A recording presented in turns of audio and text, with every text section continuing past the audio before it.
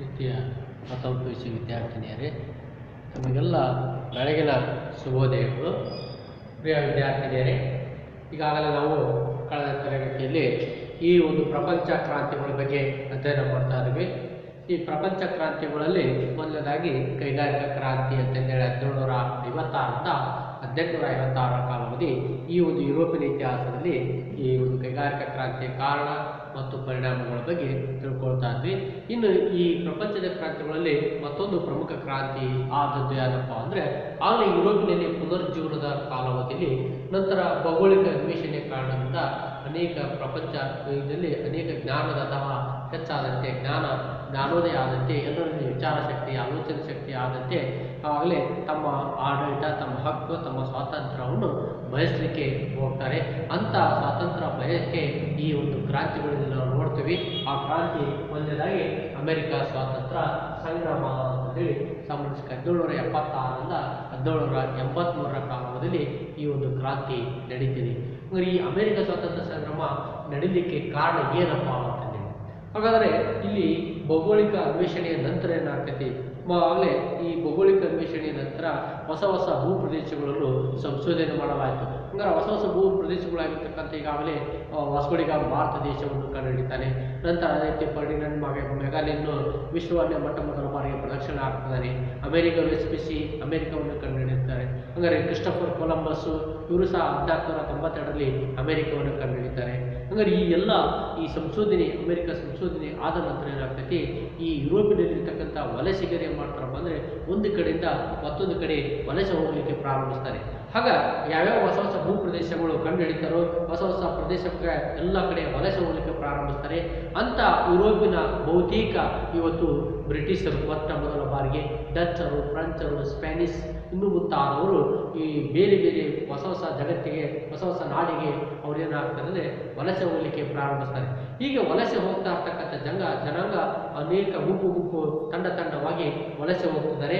ಆ ವಲಸೆ ಹೋಗುವಂಥ ಒಂದು ಗುಂಪು ಏನಾಗ್ತದೆ ಅಂದರೆ ಮೊಟ್ಟ ಮೊದಲ ಬಾರಿಗೆ ಆ ಅಮೆರಿಕ ಶೋಧನೆ ಆದ ನಂತರ ಯುರೋಪಿನ ಹಲವಾರು ಜನ, ಈ ಹಲವಾರು ತಂಡಗಳು ಈ ಪ್ರಪಂಚದ ಹಲವಾರು ಮೂಲೆಗಳ ಕಡೆ ವಲಸೆ ಹೋಗಲಿಕ್ಕೆ ಪ್ರಾರಂಭಿಸ್ತಾರೆ. ಹೀಗೆ ಅಮೆರಿಕಕ್ಕೂ ಸಹ ಒಂದು ಗುಂಪು ವಲಸೆ ಹೋಗಲು ಪ್ರಾರಂಭಿಸುತ್ತದೆ. ಹಾಗಾದರೆ ಆ ಥರ ವಲಸೆ ಹೋಗ್ತಕ್ಕಂಥ ಸಂದರ್ಭದಲ್ಲಿ ಆಗಲೇ ಏನಾಗಿರ್ತಂದರೆ ಯುರೋಪಿನಲ್ಲಿ ಈ ಒಂದು ಪುನರ್ಜೀವನದ ನಂತರ ಈ ಧಾರ್ಮಿಕ ಸುಧಾರಣೆ ಚಳವಳಿ ಪ್ರಾರಂಭವಾಗಿತ್ತು. ಅಂದರೆ ಧಾರ್ಮಿಕ ಸುಧಾರಣಾ ಚಳವಳಿಯ ಸಂದರ್ಭದಲ್ಲಿ ಏನಾಗಿತ್ತಂದರೆ ಈ ಕ್ರೈಸ್ತ ಧರ್ಮದಲ್ಲಿ 2 ಪಂಥಗಳನ್ನು ನಾವು ನೋಡ್ತೇವೆ.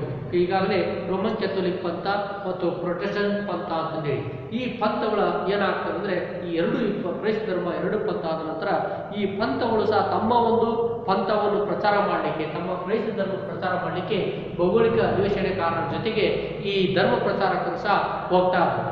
ಆಗ ಧರ್ಮ ಪ್ರಚಾರಕರು ತಮ್ಮ ಒಂದು ಹೋದಾಗ ಕೆಲವೊಂದು ರಾಷ್ಟ್ರಗಳಲ್ಲಿ ಕ್ಯಾಥೋಲಿಕ್ ಪಂಥ ಪ್ರಚಾರ ಆದರೆ ಮತ್ತೊಂದು ಕೆಲವೊಂದಿಷ್ಟು ಕಡೆ ದೇಶಗಳಲ್ಲಿ ಪ್ರೊಟೆಸ್ಟೆಂಟ್ ಪಂಥ ಪ್ರಚಾರ ಆಗ್ತದೆ.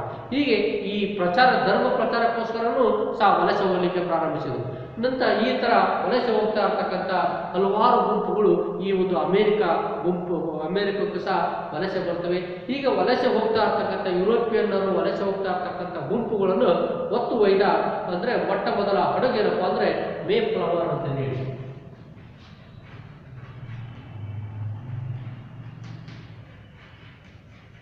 ಮೇ ಫ್ಲವರ್ ಎಂಬ ಹಡಗು ಮೊಟ್ಟ ಮೊದಲ ಬಾರಿಗೆ ಈ ಯುರೋಪಿನಿಂದ ವಲಸೆ ಹೋಗ್ತಕ್ಕಂಥ ಹೊಸ ಹೊಸ ಭೂ ಪ್ರದೇಶಗಳಿಗೆ ಎಲ್ಲೆಲ್ಲಿ ಕಂಡುಹಿಡಿದಿದ್ರು ಆಯಾ ಪ್ರದೇಶಗಳಿಗೆ ವಲಸೆ ಹೋಗ್ತಾ ಇರ್ತಕ್ಕಂಥ ಜನಾಂಗವನ್ನು ಗುಂಪನ್ನು ಹೊತ್ತೊಯ್ದಂಥ ಒಂದು ಹಡಗು ಮೇ ಫ್ಲವರ್ ಎಂಬ ಹಡಗು ಮೊಟ್ಟ ಮೊದಲ ಬಾರಿಗೆ ಈ ಒಂದು ಜನಾಂಗವನ್ನು ಹೊತ್ತೊಯ್ತದೆ. ಹೀಗೆ ಆ ಹೋದಂಥ ವಲಸೆ ಹೋಗಿರ್ತಕ್ಕಂಥ ತಂಡಗಳನ್ನು ಈಗಾಗಲೇ ಏನೆಂದು ಕರೀತಾರಪ್ಪ ಅಂದರೆ ಪಿಲ್ಗ್ರಿಮ್ ಫಾದರ್ಸ್ ಅಂತ ಹೇಳಿ.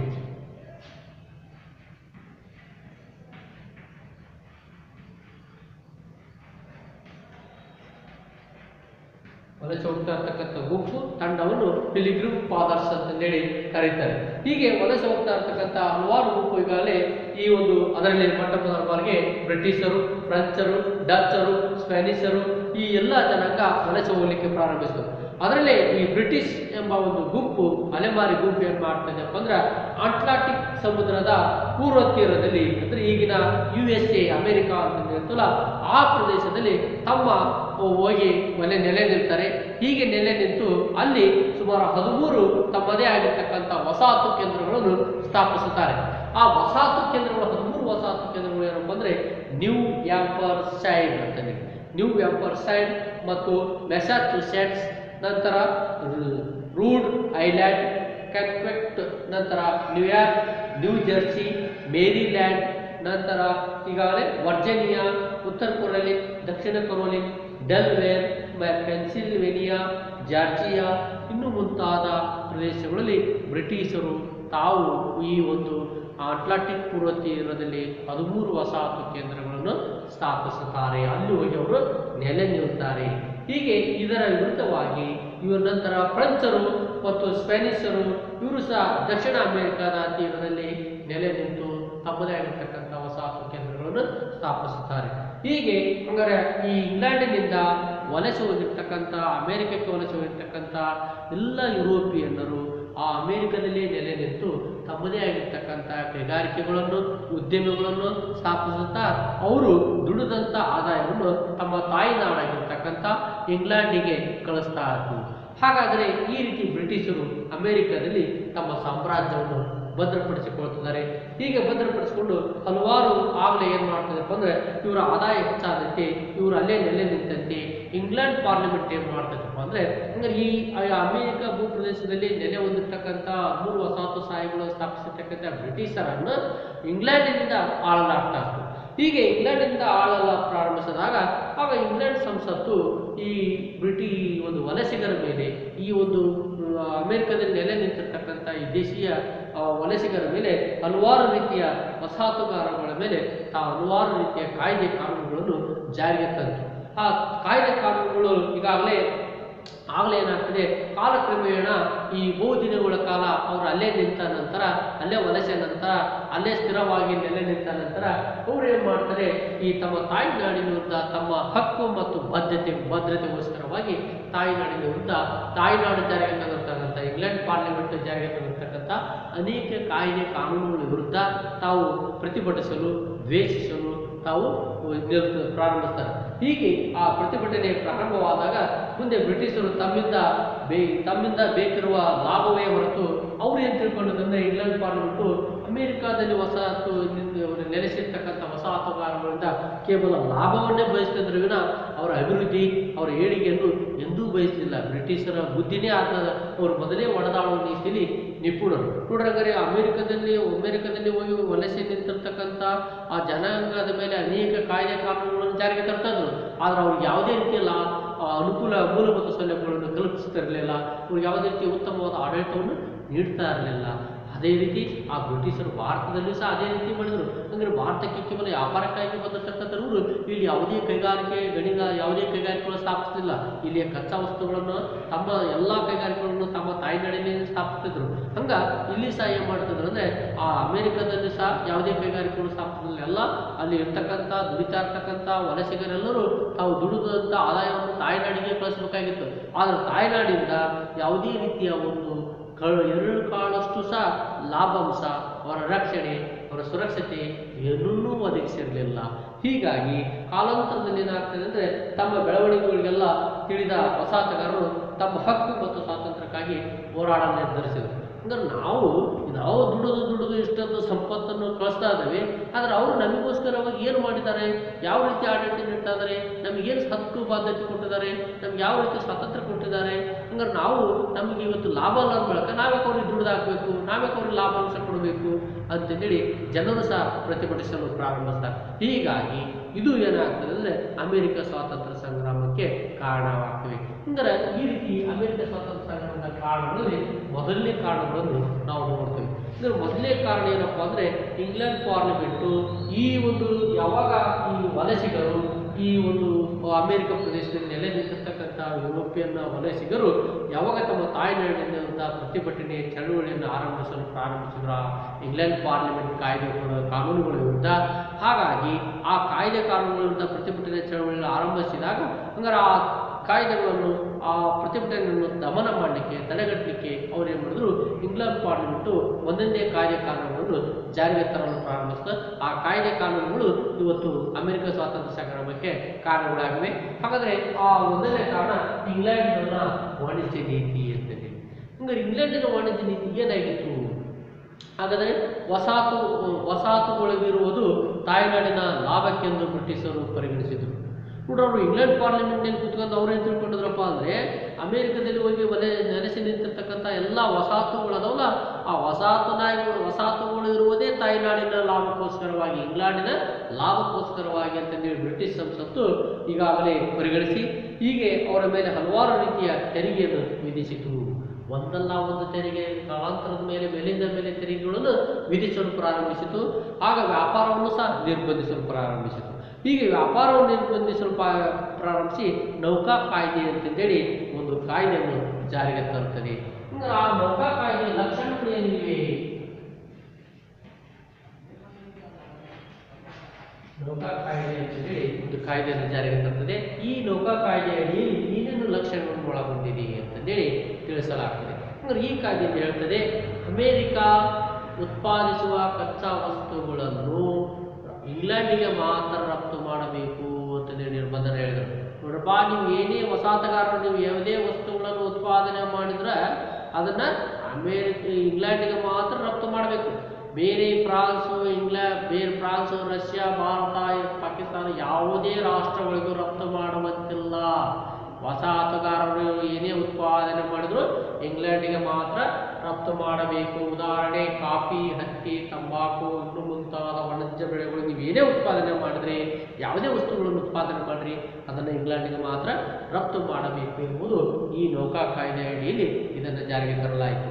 ನಂತರ ಎರಡನೇದಾಗಿ ಅಂತ ಹೇಳಿದ್ರು, ವಸಾಹತುಗಾರರು ಅಗತ್ಯ ವಸ್ತುಗಳು ಬೇಕಾಗಿತ್ತು. ನಿಮಗೇನಾದರೂ ಅಗತ್ಯ ವಸ್ತುಗಳು ಬೇಕಾಗಿದೆ, ವಸಾಹತುಗಾರರಿಗೆ ಬೇಕಾಗಿರ್ತಕ್ಕಂಥ ಅಗತ್ಯ ವಸ್ತುಗಳನ್ನು ಹತ್ತಿ, ಲೈಲನ್ ಬಟ್ಟೆ, ಗಾಜು, ಸಕ್ಕರೆ, ಇನ್ನು ಮುಂತಾದ ವಸ್ತುಗಳು, ನಿಮಗೇನು ಅಗತ್ಯ ವಸ್ತುಗಳು, ದಿನನಿತ್ಯ ಅಗತ್ಯ ವಸ್ತುಗಳು ಬೇಕಾಗ್ತವಲ್ಲ ಅವುಗಳನ್ನು ಇಂಗ್ಲೆಂಡ್ನಿಂದ ಮಾತ್ರ ಆಮದು ಮಾಡಿಕೊಳ್ಳಬೇಕು. ಬೇರೆ ಯಾವುದೇ ರೀತಿಯ ದೇಶಗಳಿಂದ ಆಮದು ಮಾಡಿಕೊಳ್ಳುವಂತಿಲ್ಲ. ಅಂದರೆ ನೀವು ಏನೇ ಸಂಬಂಧ, ಏನೇ ವ್ಯಾಪಾರ ಹೊಂದಿದ್ರು ಕೇವಲ ಇಂಗ್ಲೆಂಡಿನೊಂದಿಗೆ ಮಾತ್ರ ಹೊಂದಬೇಕು. ಉದಾಹರಣೆ, ಇವರೆಲ್ಲ ಏನು ಮಾಡಕತ್ತಿದ್ರಪ್ಪ ಅಂದರೆ, ವಸಾಹತುಗಳಿಗೆ ಕುದುರೆಗೆ ಮುಖವಾಡ ತೋರಿಸಿದಂತೆ ಕೇವಲ ನಮ್ಮನ್ನು ಮಾತ್ರ ನೋಡಬೇಕು, ನಮ್ಮೊಂದಿಗೆ ಮಾತ್ರ ವ್ಯಾಪಾರ ಮಾಡಬೇಕು, ನಮ್ಮನ್ನು ಮಾತ್ರ ಮಾತಾಡಿಸ್ಬೇಕು, ಬೇರೊಬ್ಬರು ಯಾರೊಂದಿಗೆ ಸಂಪರ್ಕ ಹೊಂದುವಂತಿಲ್ಲ. ಆ ಥರ ನಿರ್ಬಂಧಿಸಲು ಪ್ರಾರಂಭಿಸಿದರು. ನೋಡ್ರಾಗರೆ, ತಾವು ಇವತ್ತು ವಸಾಹತುಗಾರ ಉತ್ಪಾದಿಸಿದ ವಸ್ತುಗಳನ್ನೆಲ್ಲ ಇಂಗ್ಲೆಂಡಿಗೆ ಮಾತ್ರ ರಫ್ತು ಮಾಡಬೇಕು, ಮತ್ತು ವಸಾಹತುಗಾರರಿಗೆ ಬೇಕಾಗಿರ್ತಕ್ಕಂಥ ಅಗತ್ಯ ವಸ್ತುಗಳು ಏನಾದರೂ ಬೇಕಾಗಿತ್ತಂದರೆ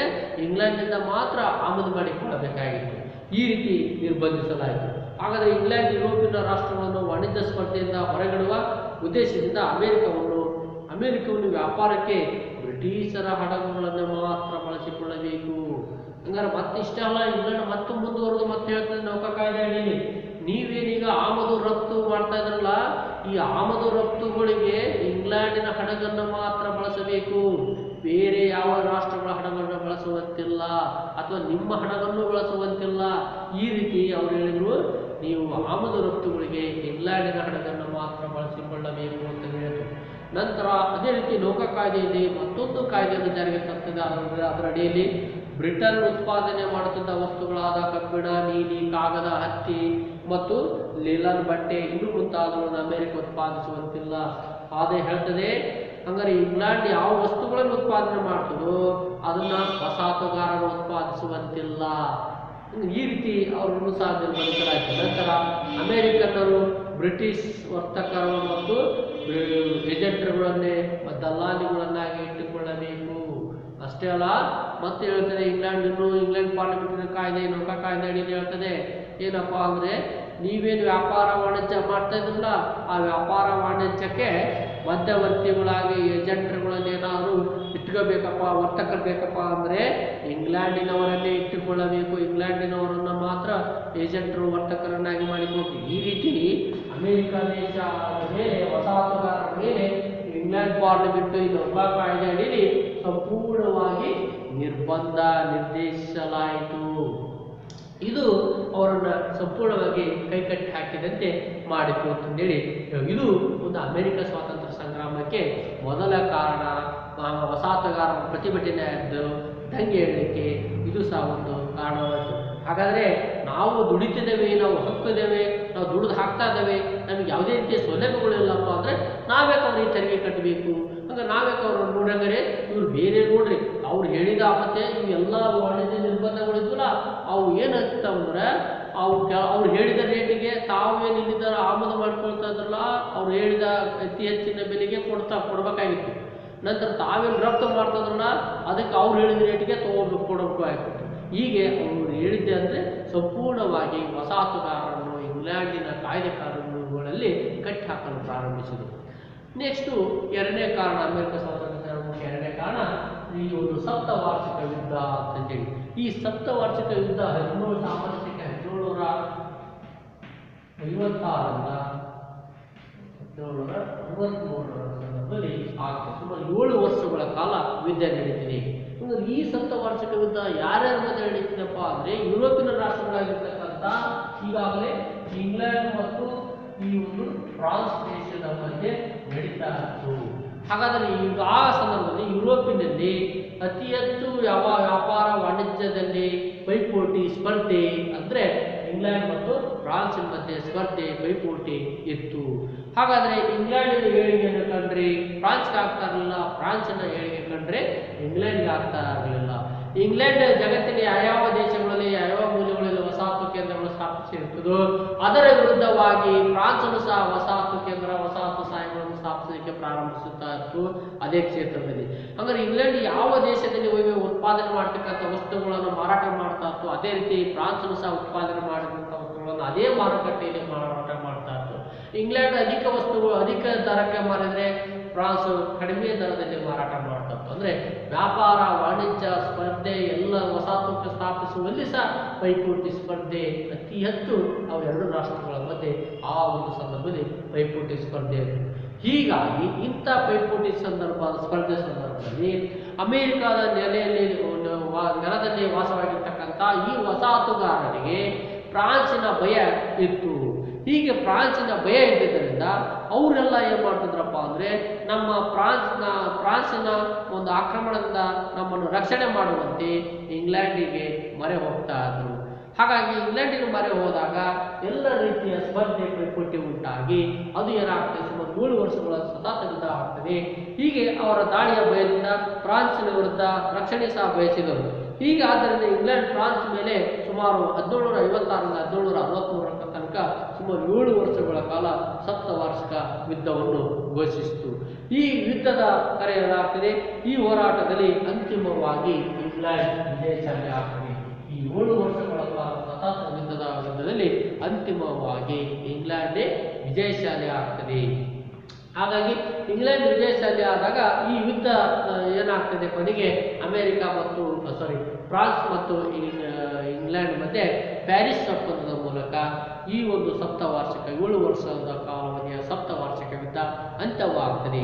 ಅಂದರೆ ಈ ಸಪ್ತವಾರ್ಷಿಕ ಯುದ್ಧ ಮುಕ್ತಾಯಗೊಂಡಾಗ ಈ ಕೆನಡಾವನ್ನು ಇಂಗ್ಲೆಂಡ್ಗೆ ಬಿಟ್ಟುಕೊಟ್ಟಿತು. ಫ್ರಾನ್ಸ್ ದೇಶ ಏನು ಮಾಡಬೇಕಂತಪ್ಪ ಅಂದರೆ ಇವಾಗ ಪ್ಯಾರಿಸ್ ಒಪ್ಪಂದದ ಕರಾರಿನಂತೆ ಕೆನಡಾ ಪ್ರಾಂತ್ಯವನ್ನು ಇಂಗ್ಲೆಂಡಿಗೆ ಬಿಟ್ಟುಕೊಟ್ಟಿತು. ಇದರೊಂದಿಗೆ ವಸಾಹತುಗಾರರು ಫ್ರಾನ್ಸ್ ದಾಳಿಯ ಭಯದಿಂದ ಮುಕ್ತಿ ಹೊಂದಿದರು. ಹಾಗಾದರೆ ಅಮೆರಿಕದ ನೆಲೆಯಲ್ಲಿ ನೆಲೆ ನಿಂತಿರ್ತಕ್ಕಂಥ ಎಲ್ಲ ವಲಸೆ ವಸಾಹತುಗಾರರಿಗೆ ಫ್ರಾನ್ಸಿನ ಭಯದಿಂದ ಒಂದು ಮುಕ್ತಿಯ ಹೊಂದಿದರು. ಈ ರೀತಿ ಹಾಗಾದರೆ ಇಂಗ್ಲೆಂಡ್ ಪಾರ್ಲಿಮೆಂಟು ಮತ್ತೆ ಯೋಚನೆ ಮಾಡಿತು. ಹಾಗಾದರೆ ಇಲ್ಲಿ ತನಕ ನಾವು ಸುಮಾರು 7 ವರ್ಷಗಳ ಕಾಲ ನಿಮ್ಮ ಒಂದು ಫ್ರಾನ್ಸಿನ ಒಂದು ಭಯದಿಂದ ನಿಮ್ಮನ್ನು ಮುಕ್ತಿಗೊಳಿಸಿದ್ದೇವೆ, ನಿಮಗೋಸ್ಕರ 7 ವರ್ಷಗಳ ಕಾಲ ಯುದ್ಧ ಮಾಡಿದ್ದೇವೆ. ಹಾಗಾಗಿ ಆ ಯುದ್ಧದ ಖರ್ಚು ವೆಚ್ಚಗಳನ್ನು ಭರಿಸುವುದಕ್ಕೋಸ್ಕರವಾಗಿ ಮತ್ತೆ ನಿಮ್ಮ ಮೇಲೆ ತೆರಿಗೆಯನ್ನು ವಿಧಿಸಲು ಪ್ರಾರಂಭಿಸ್ತಾರೆ. ಆಗ ನೆಕ್ಸ್ಟ್ ಏನಾಗ್ತದೆ, ಈ ಒಂದು ಕ್ರಾಂತಿ ಪ್ರತಿಯೊಬ್ಬ ತಾಯ್ನಾಡಿನಲ್ಲಿರ್ತಕ್ಕಂಥ ವಸಾಹತುಗಾರರೆಲ್ಲರೂ ತಾಯ್ನಾಡಿನ ಪ್ರತಿಭಟನೆ ಚಳವಳಿಯನ್ನು ಪ್ರಾರಂಭಿಸಲು ಈಗಾಗಲೇ ತಮ್ಮ ಎಲ್ಲ ಸಿದ್ಧತೆಯನ್ನು ಮಾಡಿಕೊಂಡಿರ್ತಾರೆ. ನಂತರ ಬೌದ್ಧಿಕ ಕಾರಣಗಳು ಈಗಾಗಲೇ ಈ ಒಂದು ಬೌದ್ಧಿಕ ಕಾರಣದ ಅಮೆರಿಕ ಸ್ವಾತಂತ್ರ್ಯ ಸಂಗ್ರಾಮಕ್ಕೆ ಈಗಾಗಲೇ ಪ್ರಮುಖವಾಗಿರ್ತಕ್ಕಂಥ ಬೌದ್ಧಿಕ ಕಾರಣ ವಸಾಹತುಗಾರರು ತಮ್ಮದೇ ಸಾಮಾಜಿಕ ರಾಜಕೀಯ ಮತ್ತು ಸಂಸ್ಥೆಗಳನ್ನು ಕಟ್ಟಿಕೊಂಡಿದ್ದರು. ಹೀಗೆ ಜ್ಞಾನೋದಯ ಆದ ನಂತರ ಪರಂಪರೆ ತತ್ವಜ್ಞಾನಿಗಳಾಗಿರ್ತಕ್ಕಂಥವ್ರು ಜಾನ್ ಆಡಮ್ಸ್ ಪ್ರಕಾರ ಕ್ರಾಂತಿ ಎನ್ನುವುದು ಅಮೆರಿಕನ್ನರ ಮೆದುಳು ಮತ್ತು ಹೃದಯದಲ್ಲಿ ಅಡಗಿತ್ತು. ಹೀಗಾಗಿ ಇವರ ಹೃದಯದಲ್ಲಿ ಅಡಗಿತ್ತು.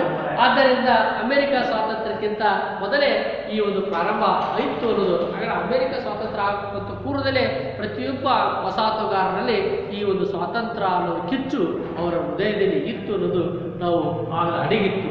ಹಾಗಾಗಿ ಮುಂದೆ ಏನು ಹೇಳ್ತದೆ ಅಂದರೆ ಅಮೆರಿಕ ಸ್ವಾತಂತ್ರ್ಯ ಈಗಾಗಲೇ ಅಮೆರಿಕದ ಜ್ಞಾನ ಬುದ್ಧಿ ಸಂಕೇತವಾದ ರೋಜರ್ ವಿಲಿಯಂ ಅಂತೇಳಿ. ಹೀಗೆ ರೋಜರ್ ವಿಲಿಯಂ ಅವರು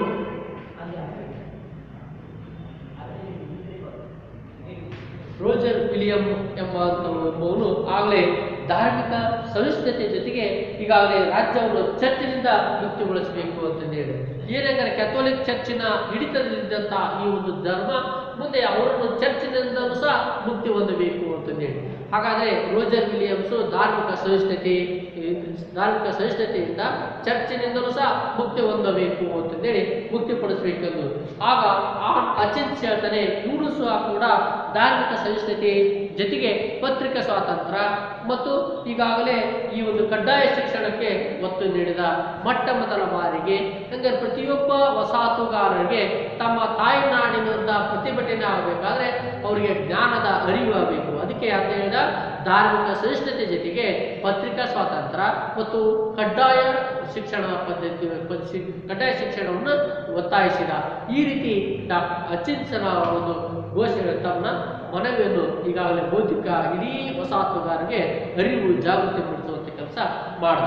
ನಂತರ ಅದೇ ರೀತಿ ಅಂದರೆ ಈ ಒಂದು ಎಲ್ಲ ಹೋರಾಟದಲ್ಲಿ ಪ್ರಮುಖ ಈ ಒಂದು ಅಮೆರಿಕನ್ನರ ವಸಾಹತುಗಾರರ ಬುದ್ಧಿಜೀವಿಗಳಲ್ಲಿ ಈ ಅಮೆರಿಕ ಸ್ವಾತಂತ್ರ್ಯ ಸಂಗ್ರಾಮದ ಕಿಚ್ಚು ಇಡೀ ಯುರೋಪಿನ ಅಮೆರಿಕ ದೇಶ ತುಂಬೆಲ್ಲ ಹರಡುತ್ತದೆ. ಆಗ ಥಾಮಸ್ ಪೈನ್ ಎಂಬುವನು, ನಂತರ John Locke, Sidney Harrington, Samuel Adams ಮತ್ತು ಥಾಮಸ್ ಜೆಫರ್ಸನ್ ಅವರು ಸಂಪೂರ್ಣ ಸ್ವಾತಂತ್ರ್ಯಕ್ಕಾಗಿ ಒತ್ತಾಯಿಸಿದರು.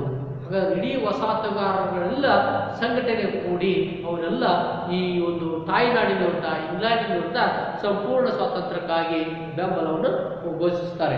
ಹಾಗಾದರೆ ಇಂಗ್ಲೆಂಡಿನ ಥಾಮಸ್ ಪೈನ್ ಒಬ್ಬ ಶ್ರೇಷ್ಠ ಪತ್ರಕರ್ತನಾಗಿರ್ತಕ್ಕಂಥ ಮತ್ತು ಖ್ಯಾತ ವಕೀಲನಾಗಿರ್ತಕ್ಕಂಥ ಥಾಮಸ್ ಪೈನ್ ಎಂಬುವನು ಮೊಟ್ಟ ಮೊದಲ ಬಾರಿಗೆ ತಾನು ಒಂದು ಪತ್ರಿಕೆ ನೋಡಿಸ್ತಾನೆ. ಆ ಪತ್ರಿಕೆ ಏನಿರುತ್ತಪ್ಪ ಅಂದರೆ ಕಾಮನ್ ಸೆನ್ಸ್ ಅಂತಿದೆ. ಈ ಕಾಮನ್ ಸೆನ್ಸ್ ಎಂಬ ಪತ್ರಿಕೆಯಲ್ಲಿ ಈಗಾಗಲೇ ಆತ ಹೇಳಿದಂತೆ ಅಮೆರಿಕನ್ನರಿಗೆ ಸಂಪೂರ್ಣ ಸ್ವಾತಂತ್ರ್ಯ ನೀಡಬೇಕು, ಆಗ ಅವರಿಗೆ ಸ್ವಾತಂತ್ರ್ಯ ಪಡೆಯಲು ಕ್ರಾಂತಿಕಾರಿ ಮಾರ್ಗ ಅನಿವಾರ್ಯ. ಆತ ಥಾಮಸ್ ಒಬ್ಬ ಜೆಫರ್ಸನ್ ಮೊಟ್ಟ ಮೊದಲ ಬಾರಿಗೆ ತನ್ನ ಪತ್ರಿಕೆಯಲ್ಲಿ ಕಾಮನ್ ಸೆನ್ಸ್ ಎಂಬ ಪತ್ರಿಕೆಯಲ್ಲಿ ಹೇಳ್ತಿದ್ದಾನೆ, ಅಮೆರಿಕನ್ನವರಿಗೆ ಸಂಪೂರ್ಣ ಸ್ವಾತಂತ್ರ್ಯ ನೀಡಬೇಕು ಮತ್ತು ಅವರು ಸ್ವಾತಂತ್ರ್ಯ ಪಡೆಯಲಿಕ್ಕೆ ಅನಿವಾರ್ಯವಾಗಿ ಈ ಒಂದು ಕ್ರಾಂತಿ ಮಾರ್ಗವನ್ನು ಅನುಸರಿಸಲೇಬೇಕಾಗ್ತದೆ ಅಂತೇಳಿ ಹೇಳ್ತಾರೆ. ಅಂದ್ರೆ ಈ ರೀತಿ ಅನ್ನೋದು ಈ ಅಭಿಪ್ರಾಯವನ್ನು ವ್ಯಕ್ತಪಡಿಸಿದ ಅಮೆರಿಕ ಖ್ಯಾತ ವಕೀಲನಾದ ಜೆಫರ್ಸ್ ಈಗಾಗಲೇ ಥಾಮಸ್ ಜೆಫರ್ಸನ್ ಅಮೆರಿಕ ಸ್ವಾತಂತ್ರ್ಯ ಘೋಷಣೆಯನ್ನು ಮೊಟ್ಟ ಮೊದಲ ಬಾರಿಗೆ ಘೋಷಿಸಿದ ಶ್ರೇಷ್ಠ ಖ್ಯಾತ ವಕೀಲನಾಗಿರ್ತಕ್ಕಂಥ ಜೆಫರ್ಸನ್ ಅಮೆರಿಕ ಸ್ವಾತಂತ್ರ್ಯ ಘೋಷಣೆಯನ್ನು ಮೊಟ್ಟ ಮೊದಲ ಬಾರಿಗೆ ಘೋಷಿಸಿದ. ಹೀಗೆ ಹೊರಡಿಸಿದ ಯಾವ ಸರ್ಕಾರ ಜನರ ಮೂಲಭೂತ ಹಕ್ಕುಗಳನ್ನು ಹಸ್ತಕ್ಷೇಪ ಮಾಡುತ್ತಿದೆಯೋ ಅಂಥ ಸರ್ಕಾರವನ್ನು ಕಿತ್ತೊಗೆಯಲು ಹಕ್ಕು ಜನರಿಗಿದೆ. ಹಂಗ ಅಷ್ಟೇ ಅಲ್ಲದೆ ಆತ ಯಾವಾಗ ಅಮೆರಿಕ ಸ್ವಾತಂತ್ರ್ಯ ಘೋಷಣೆಯನ್ನು ಘೋಷಿಸಿದ ಆಗ ಥಾಮಸ್ ಜೆಫರ್ಸನ್ ಹೇಳ್ತಾನೆ, ಯಾವ ಸರ್ಕಾರ ಜನರ ಮೂಲಭೂತ ಹಕ್ಕುಗಳನ್ನು ಹತ್ತಿಕ್ಕಲು ಪ್ರಯತ್ನಿಸುತ್ತದೋ ಅಂಥ ಸರ್ಕಾರವನ್ನು ಕಿತ್ತು ಒಗೆಯಲು ಜನರಿಗೆ ಹಕ್ಕಿದೆ ಅಂತೇಳಿ ಹೇಳಿದ. ಹಾಗಾದರೆ ಈ ರೀತಿ ಹಕ್ಕಿದೆ ಎಂದರು. ಜಾನ್ ಲಾಕ್ ಅವರು ಟು ಟ್ರಿಟಿಸೈಸ್ ಆಫ್ ಗವರ್ನಮೆಂಟ್ ಎಂಬ ಕೃತಿಯನ್ನು ರಚಿಸಿದ. ಈ ಕೃತಿಯಲ್ಲಿ ಏನಿದೆಯಪ್ಪ ಅಂದರೆ ಅಮೆರಿಕ ಕ್ರಾಂತಿಯ ಬೈಬಲ್ ಎಂದೇ ಕರೆಯಲಾಗ್ತದೆ. ಅಂದರೆ ಅಮೆರಿಕ ಸ್ವಾತಂತ್ರ್ಯ ಸಂಗ್ರಾಮದ ಬೈಬಲ್ ಯಾವುದಪ್ಪ ಅಂದರೆ ಟು ಟ್ರಿಟಿಸೈಸ್ ಆಫ್ ಗವರ್ನಮೆಂಟ್ ಎಂಬ ಕೃತಿ ಅಮೆರಿಕ ಸ್ವಾತಂತ್ರ್ಯದ ಒಂದು ಬೈಬಲ್ ಅಂತೇಳಿ ಕರಿತೀವಿ. ಅಂದರೆ ಇದರಲ್ಲಿ ಹೀಗೆ ಬುದ್ಧಿಜೀವಿಗಳು ತತ್ವಜ್ಞಾನಿಗಳು ಈ ಅಮೆರಿಕ ಸ್ವಾತಂತ್ರ್ಯ ಸಂಗ್ರಾಮಕ್ಕೆ ಭದ್ರ ಬುನಾದಿಯನ್ನು ಹಾಕ್ತಾರೆ. ಅಂದರೆ ಈ ಎಲ್ಲ ತಮ್ಮ ಬುದ್ಧಿಜೀವಿಗಳು ಅನೇಕ ಪತ್ರಿಕೆಗಳನ್ನು ನಡೆಸುವುದರ ಮೂಲಕ, ನಂತರ ಭಾಷಣಗಳು ಮಾಡುವುದರ ಮೂಲಕ, ಈ ಒಂದು ಜನರನ್ನು ಸಂಘಟಿಸುವುದರ ಮೂಲಕ ಸ್ವಾತಂತ್ರ್ಯದ ಕಿಚ್ಚನ್ನು ಹರಡಿಸಿ ಈ ಅಮೆರಿಕ ಸ್ವಾತಂತ್ರ್ಯ ಸಂಗ್ರಾಮಕ್ಕೆ ಸಂಪೂರ್ಣವಾದ ಪ್ರೇರಣೆ ಬೆಂಬಲವನ್ನು ಬುದ್ಧಿಜೀವಿಗಳು ವ್ಯಕ್ತಪಡಿಸುತ್ತಾರೆ. ಹೀಗಾಗಿ ಇದು ಸಹ ಅಮೆರಿಕ ಸ್ವಾತಂತ್ರ್ಯ ಸಂಗ್ರಾಮಕ್ಕೆ ಈ ಒಂದು ಬುದ್ಧಿಜೀವಿಗಳ ಪಾತ್ರವು ಸಹ ಕಾರಣವಾಗಿದೆ ಅಂತಂದೇಳಿ ತಿಳ್ಕೊಳ್ಬಹುದು. ನೆಕ್ಸ್ಟು ಆಗಲೇ ಇಂಗ್ಲೆಂಡ್ ಪಾರ್ಲಿಮೆಂಟು ಇಷ್ಟೆಲ್ಲ ಆದಂಥ ಘಟನೆಗಳು ಸಂಭವಿಸಿದ ನಂತರ ಸಹ ಮತ್ತೊಂದು ಕಾಯ್ದೆಯನ್ನು ಜಾರಿಗೆ ತರುತ್ತದೆ. ಆ ಕಾಯ್ದೆ ಏನಪ್ಪಾ ಅಂದ್ರೆ ಬ್ರಿಟಿಷ್ ತೆರಿಗೆ ನೀತಿ ಅಂತಂದೇಳಿ. ಹಾಗಾದ್ರೆ ಈ ಬ್ರಿಟಿಷ್ ತೆರಿಗೆ ನೀತಿ ಏನಾಗಿತ್ತಪ್ಪ ಅಂದ್ರೆ ಈ ಹಿಂದೆ ಏನು ಸಪ್ತ ವಾರ್ಷಿಕ ಯುದ್ಧದಲ್ಲಿ ಇಂಗ್ಲೆಂಡ್ ಫ್ರಾನ್ಸಿನ ವಿರುದ್ಧ ಸುಮಾರು 7 ವರ್ಷಗಳ ಕಾಲ ಸತತವಾಗಿ ಯುದ್ಧ ಮಾಡಿ ಫ್ರಾನ್ಸ್ ಅನ್ನು ಸೋಲಿಸಿ ವಿಜಯಶಾಲಿಯಾಗಿತ್ತಲ್ಲ, ಹಾಗಾದ್ರೆ ಇದರ ಎಲ್ಲ ಯುದ್ಧದ ನಷ್ಟವನ್ನು ಈ ವಸಾಹತುಗಾರರೇ ನೀಡಬೇಕು. ಆ ಯುದ್ಧದ ಖರ್ಚು ವೆಚ್ಚನೆಲ್ಲ ಈ ವಸಾಹತುಗಾರರೇ ನೀಡಬೇಕು ಅಂತಂದೇಳಿ ವಸಾಹತುಗಾರರ ಮೇಲೆ ಈ ಒಂದು ಮತ್ತೊಂದು ಕಾಯ್ದೆಯನ್ನು ಜಾರಿಗೆ ತರುತ್ತದೆ. ಅದು ಬ್ರಿಟಿಷ್ ತೆರಿಗೆ ನೀತಿ. ಹಾಗಾದ್ರೆ ಈ ಬ್ರಿಟಿಷ್ ತೆರಿಗೆ ನೀತಿ ಏನ್ ಮಾಡ್ತಪ್ಪ ಅಂದ್ರೆ ಈಗಾಗಲೇ ತಾವು ಇಲ್ಲಿ ತನಕ ಈ ವಸಾಹತುಗಾರರು ಕಟ್ತಾ ಇದ್ದಂತ ಎಲ್ಲ ತೆರಿಗೆಗಳನ್ನು ಹೆಚ್ಚಿಸಲಾಯಿತು. ಅವುಗಳನ್ನು ಹೆಚ್ಚಿಸಿ ಅವುಗಳ ಮೇಲೆ ತೆರಿಗೆ ಹೆಚ್ಚಳ ಮಾಡಲಾಯಿತು. ಇದನ್ನು ವಸಾಹತುಗಾರರು ಭರಿಸಬೇಕು ಅಂತಂದೇಳಿ ತೆರಿಗೆಯನ್ನು ವಿಧಿಸಿತು, ಕಾಯ್ದೆಯನ್ನು ವಿಧಿಸಿತು. ಆಗ ವಸಾಹತುಗಾರರೆಲ್ಲರೂ ಈ ಕಾಯ್ದೆ ವಿರುದ್ಧ, ಈ ಕಾನೂನಿನ ವಿರುದ್ಧ ಪ್ರತಿಭಟನೆ ಪ್ರಾರಂಭಿಸ್ತಾರೆ. ಹಾಗಾದ್ರೆ ಪ್ರತಿಭಟನೆ ಹೇಳಲು ಪ್ರಾರಂಭಿಸ್ತಾರೆ. ಅಂತ ಕಾಯ್ದೆ ಏನಪ್ಪ ಅಂದ್ರೆ ಸಾಮಾನ್ಯ 1764ರಲ್ಲಿ ಸಕ್ಕರೆ ಮತ್ತು ಕಾಕಂಬಿ ಕಾಯ್ದೆ ಅಂತ ಹೇಳಿ.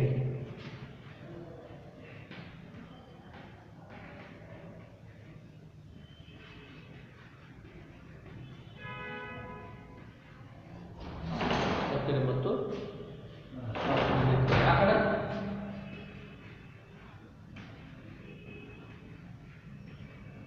ಸಕ್ಕರೆ ಮತ್ತು ಕಾಕಂಬಿ ಕಾಯ್ದೆ ಅಂತಂದೇಳಿ ಒಂದು ಕಾಯ್ದೆ ಇದ್ದಾರೆ. ಅಂದ್ರೆ ಈ ಕಾಯ್ದೆಯಲ್ಲಿ ತೆರಿಗೆಯನ್ನು ಹೆಚ್ಚಿಸಿ ಇದರ ಎಲ್ಲ ಒಂದು ತೆರಿಗೆಯನ್ನು ಈ ವಸಾಹತುಗಾರರೇ ನೀಡಬೇಕು ಅಂತಂದೇಳಿ. ಅಂದ್ರೆ ಈಗಾಗಲೇ ಸಕ್ಕರೆ ಮತ್ತು ಈಗಾಗಲೇ ಕಾಕಂಬಿ ಕಾಯ್ದೆಯ ಮೇಲೆ ಅಧಿಕ ತೆರಿಗೆ ವಿಧಿಸಿತು. ಕಾಕಂಬಿ ಮೇಲೆ ಅತಿ ಹೆಚ್ಚು ತೆರಿಗೆಯಿಂದ ನೋಡ್ರಂಗರೆ ಈರುಳ್ಳಿ ಸುಮಾರು 10, 20, 20, 30 ರೂಪಾಯಿ ಕೆಜಿ ಇರ್ತಕ್ಕಂಥ ಈರುಳ್ಳಿ 100 ರೂಪಾಯಿ ಕೆಜಿ ಆದಾಗ, 150 ರೂಪಾಯಿ ಕೆಜಿ ಆದಾಗ ಅಲ್ಲಿ ಏನಾಗ್ತದೆ, ಕೊಳ್ಳುವರ ಸಂಖ್ಯೆ ಕಡಿಮೆ ಆಗ್ತದೆ. ಅಂದರೆ ಅದೇ ರೀತಿ ಇವತ್ತು ಈ ಒಂದು ಸಕ್ಕರೆ ಕಾಯ್ದೆ, ಸಕ್ಕರೆಯನ್ನು ಈಗಾಗಲೇ ಸುಮಾರು 20, 25 ರೂಪಾಯಿ ಕೆಜಿ ಇದ್ದ ಸಕ್ಕರೆ ಇವತ್ತು 80, 100 ರೂಪಾಯಿ ಕೆಜಿ ಆದಾಗ ಜನರ ಅಧಿಕ ದರದ ತೆರಿಗೆಯನ್ನು ಕಟ್ಟಲಾಗದೆ, ಅದನ್ನು ಕೊಳ್ಳಲಾಗದೆ ಶ್ರೀಸಾಮಾನ್ಯರು ಒದ್ದಾಡಲು ಪ್ರಾರಂಭಿಸುತ್ತಾರೆ. ಈಗಾಗಲೇ ಅಂತ ಕಾಯ್ದೆಯನ್ನು ಜಾರಿಗೆ ತರ್ತಾರೆ. ಅದೇ ರೀತಿ ಇಲ್ಲಿ ಕಾಕಂಬಿ ತೆರಿಗೆ ಹೆಚ್ಚಿಗೆ ಆದ್ದರಿಂದ ಅಲ್ಲಿ ಮದ್ಯಪಾನ ಈಗಾಗಲೇ ಉತ್ಪಾದನೆ ಸಹ ಕಡಿಮೆ ಆಗ್ತದೆ. ಹೀಗೆ ಮದ್ಯಪಾನ ಉತ್ಪಾದನೆ ಕಡಿಮೆ ಆದಾಗ ಏನಾಗ್ತದೆ, ಅನಿವಾರ್ಯವಾಗಿ ಈ ಹವ್ಯಾಸಿ ಕುಡುಕರು ಇರ್ತಾರಲ್ಲ, ಅವರು ಇಲ್ಲಿ ಕಳ್ಳ ಸಾಗಾಣಿಕೆ ಮೂಲಕ ಯಾವುದಾದ್ರೂ ವ್ಯಾಪಾರ ಮಾರ್ಗದ ಮೂಲಕ ಅದನ್ನ ತರಿಸಲು ಪ್ರಾರಂಭಿಸ್ತಾರೆ. ಹೀಗೆ ವಸಾಹತುಗಾರರ ಈ ಸಮಸ್ಯೆ ಎದುರಿಸಬೇಕಾಯಿತು. ಒಂದು ಅಧಿಕ ದರದ ಸಕ್ಕರೆ ಕಾಯ್ದೆ, ಸಕ್ಕರೆ ಕೊಳ್ಳಕ್ಕಾಗಲ್ಲ, ಈ ಕಡೆ ಕಾಕಂಬಿನೂ ಸಹ ಕೊಳ್ಳಕ್ಕಾಗಲ್ಲ. ಹಾಗಾಗಿ ಇಲ್ಲಿ ಮದ್ಯಪಾನೂ ಸಿಗ್ತಲ್ಲ. ಹಾಗಾದ್ರೆ ವಸಾಹತುಗಾರರಿಗೆ ಈ ಒಂದು ಅಗತ್ಯ ವಸ್ತುಗಳ ಮೇಲೆ ಮತ್ತು ಕೆಲವು ಅವಲಂಬಿತ ಕುಡುಕರಿಗೆ ಸಮಸ್ಯೆ ಆದ್ದರಿಂದ ಅವೆಲ್ಲ ಸಮಸ್ಯೆ ಎದುರಿಸಬೇಕಾಯಿತು.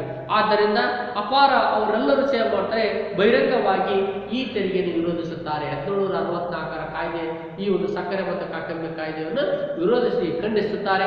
ಬ್ರಿಟಿಷ್ ಸಂಸತ್ತಿಗೆ ಸಕ್ಕರೆ ಹಾಗೂ ಕಾಕಂಬಿ ಕಾಯ್ದೆ ಮೇಲೆ ತೆರಿಗೆಯನ್ನು ಕಡಿಮೆ ಮಾಡಲೇಬೇಕು ಅಂತಂದೇಳಿ ತೀವ್ರವಾದ ಪ್ರತಿಭಟನೆ ಚಳುವಳಿ ಪ್ರಾರಂಭವಾಗ್ತದೆ. ಹೀಗೆ ಎಲ್ಲೆಡೆಯಿಂದ ಇಡೀ ಅಮೆರಿಕ ವಸಾಹತುಗಾರರೆಲ್ಲರೂ ತಮ್ಮ ತಾಯ್ನಾಡುಗಳ ವಿರುದ್ಧ, ಇಂಗ್ಲೆಂಡಿನ ವಿರುದ್ಧ ಸಕ್ಕರೆ ಮತ್ತು ಕಾಕಂಬಿ ಮೇಲಿನ ತೆರಿಗೆಯನ್ನು ಕಡಿಮೆ ಮಾಡಲೇಬೇಕು, ಕಡಿಮೆಯನ್ನ ರದ್ದುಪಡಿಸಲೇಬೇಕು ಅಂತಂದೇಳಿ ವಿರೋಧಿಸಿ ಪ್ರತಿಭಟನೆ ಚಳುವಳಿ ನಡೆಸುತ್ತಾರೆ.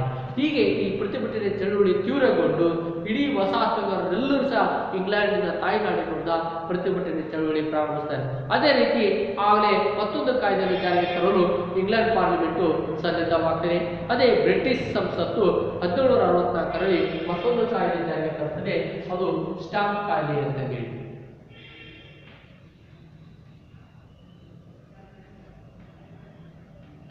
ಈ ಸ್ಟಾಂಪ್ ಕಾಯ್ದೆ ಜಾರಿಗೆ ತರುತ್ತದೆ.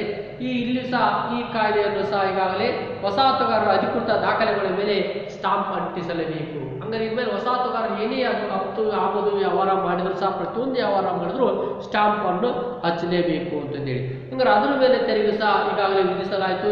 ಈ ಕಾಯ್ದೆಯನ್ನು ವಿರೋಧಿಸಿ ತಮಗೆ ಪ್ರಾತಿನಿಧ್ಯ ನೀಡದೆ ಬ್ರಿಟಿಷ್ ಸಂಸತ್ತಿಗೆ ನಮ್ಮ ಮೇಲೆ ಯಾವುದೇ ರೀತಿಯ ತೆರಿಗೆಯನ್ನು ವಿಧಿಸುವ ಹಕ್ಕಲ್ಲ ಅಂತಂದೇಳಿ, ಪ್ರಾತಿನಿಧ್ಯವಿಲ್ಲದೆ ತೆರಿಗೆ ಇಲ್ಲ ಅಂತಂದೇಳಿ ಘೋಷಣೆ ಹೋಗುತ್ತಾ ಇಡೀ ಇಂಗ್ಲೆಂಡ್ ಪಾರ್ಲಿಮೆಂಟ್ ವಿರುದ್ಧ ಸ್ಟಾಂಪ್ ಕಾಯ್ದೆಯನ್ನು ಸುಟ್ಟು ಹಾಕುವುದರ ಮೂಲಕ, ಸ್ಟಾಂಪ್ಗಳನ್ನು ಸುಟ್ಟು ಹಾಕುವ ಮೂಲಕ ಕ್ರೋಧವನ್ನು ವ್ಯಕ್ತಪಡಿಸಿ ಇದರಿಂದ ಇಡೀ ಸಂಸತ್ತಿಗೆ ಹಿಂದಿರುಗಿ ಬಹಿರಂಗವಾದ ಪ್ರತಿಭಟನೆ ಚಳುವಳಿಯನ್ನು ಮಾಡಲು ಪ್ರಾರಂಭಿಸಲಾಯಿತು. ಪ್ರಿಯ ವಿದ್ಯಾರ್ಥಿನಿಯರೇ, ಅಮೆರಿಕ ಸ್ವಾತಂತ್ರ್ಯ ಸಂಗ್ರಾಮದ ಬಗ್ಗೆ ಇನ್ನೂ ಸಹ ಅನೇಕ ಕೆಲವೊಂದಿಷ್ಟು ಕಾರಣಗಳಿದ್ದಾವೆ. ಅವನ ನಂತರ ತರಗತಿಯಲ್ಲಿ ತಿಳಿದುಕೊಳ್ಳುವುದರ ಮೂಲಕ ಈ ತರಗತಿಯನ್ನು ಮುಕ್ತಾಯಗೊಳಿಸೋಣ ಅಂತಂದೇಳಿ ತಿಳಿಸುತ್ತೇವೆ.